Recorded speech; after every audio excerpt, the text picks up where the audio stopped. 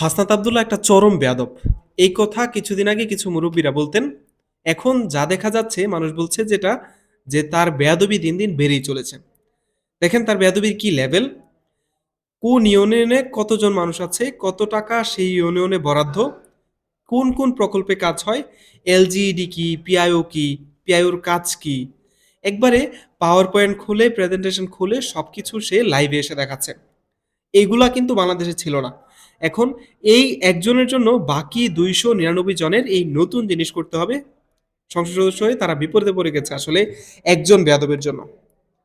এখন মানুষ প্রশ্ন করবে বাকি যে সংসদ সদস্য আছে যে আমার এলাকায় কি কাজ হচ্ছে। প্রত্যেক এলাকার মানুষ হয়তো সংসদ সদস্যর কাছে এতটুকু আশা করবে যে তার এলাকাতেও এমন একজন এমন হিসাব হোক, কি কি বরাদ্দ আসছে, কি কি বরাদ্দ জনগণের জন্য আছে, এই সবকিছু যাতে হিসাব হয়। আসলে মজা করছিলাম। আ আসলে আমরা যা দেখছি বর্তমানে সেটা হচ্ছে নতুন বাংলাদেশ। একটা বাংলাদেশ যেখানে একজন এমপি, একজন মেম্বার অফ পার্লামেন্ট সাধারণ মানুষের সামনে আসলে Facebook লাইভে এসে স্লাইড খুলে একটার পর একটা তথ্য দিয়ে বুঝিয়ে দিচ্ছেন, এই এলাকায় কতজন মানুষ আছে, কোন ইউনিয়নে কতজন মানুষ আছে, এই উপজেলায় কোন কোন জায়গায় বরাদ্দ আছে, কোন কোন জায়গায় প্রকল্প আছে, সরকারের কোন কোন প্রতিষ্ঠান কাজ করে, এই জিনিসগুলো সে বোঝাচ্ছে। সত্যি বলতে এতদিন এই জিনিসটা বাংলাদেশে একদম অসম্ভব ছিল। কেউ জানতও না যে আসলে কোন প্রজেক্ট হয়, সরকার আসলে উপজেলাগুলোতে কোন প্রজেক্ট করে, কি, কি কাজ হয়, এরকম অনেক কিছুই জানতো না। সরকারি প্রকল্প কিভাবে আসে, কোন বিভাগ কি কাজ করে, টাকা কোথায় খরচ হয়, এইসব অনেকটাই অজানা ছিল।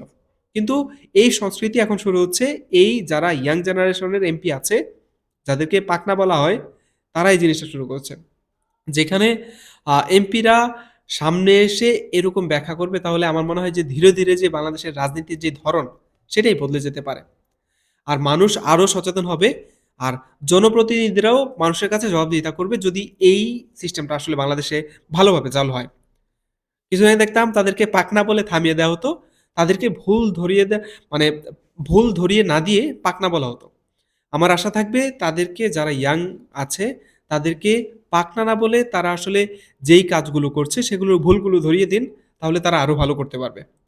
তাদের ভুলগুলো ধরিয়ে দিন, তাদেরকে উৎসাহ দেওয়া উচিত কারণ নতুন প্রজন্মর যেই গতি আছে সেই গতিটা আসলে অসম্ভব। আমরা চাই আমাদের দেশটা একটা সুন্দর বাংলাদেশ হয়ে উঠুক যেখানে সবাই মিলেমিশে স্বচ্ছতা, জবাবদিহিতার অংশগ্রহণের মাধ্যমে দেশটাকে আরো সুন্দরভাবে গুছিয়ে তুলবে। আশা করি আমার ভিডিওর মেইন পয়েন্টটি বুঝতে পেরেছেন। বুঝে থাকলে ধন্যবাদ। দেখা হচ্ছে পরবর্তী কোনো ভিডিওতে, পরবর্তী কোনো রাষ্ট্র সংস্কারের কোনো সচেতনতায়। আসসালামু আলাইকুম।